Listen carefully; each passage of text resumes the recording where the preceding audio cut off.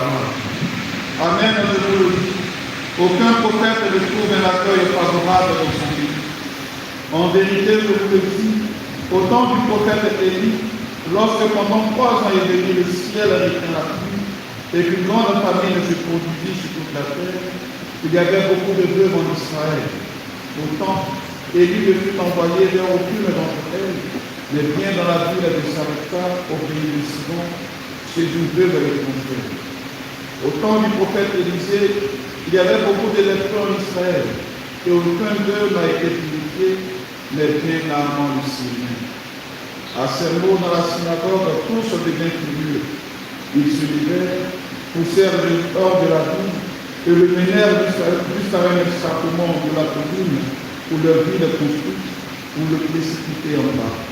Mais lui, passant au milieu d'eux, allait son chemin.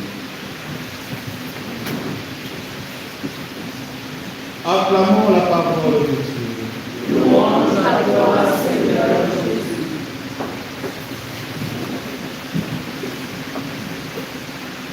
Frères et sœurs, le carême est un chemin de purification, un temps où Dieu nous invite à descendre dans les eaux de sa miséricorde pour remettre à une vie nouvelle.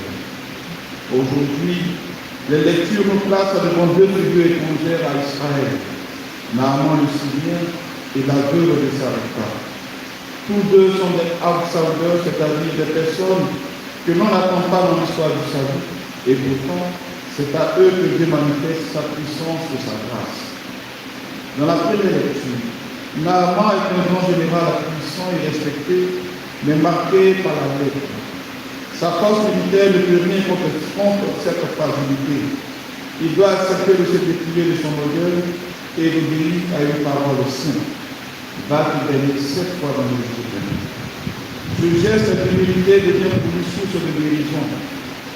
Frères et sœurs, le carême nous appelle à cette même descente, descendre de notre piédestal, descendre de notre orgueil pour manifester notre humilité.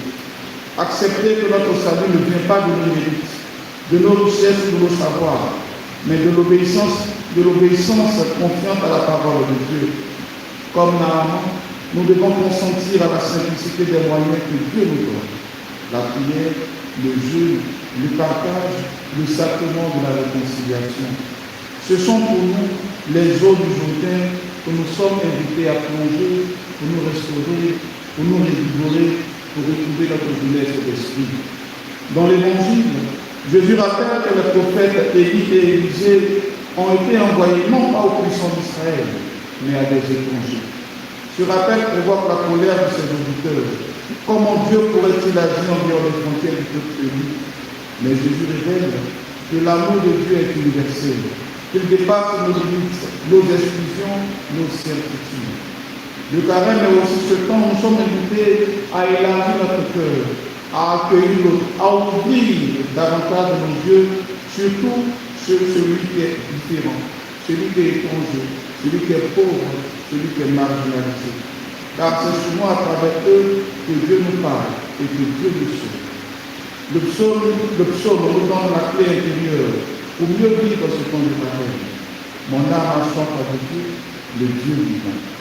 La guérison de Naaman, l'accueil de la veuve de Sarepta, la parole de Jésus à Nazareth, tout cela nous conduit à reconnaître que notre plus grand désir est de voir Dieu, de nous tenir en sa présence, de vivre dans son intimité.